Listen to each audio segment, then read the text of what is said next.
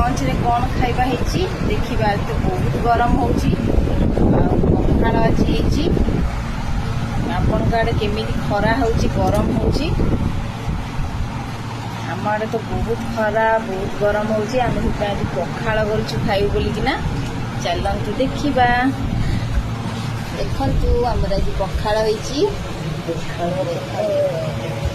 पखाड़ भात सजना शाग भजा होती बैगन भजा होती बड़ी चूरा आंब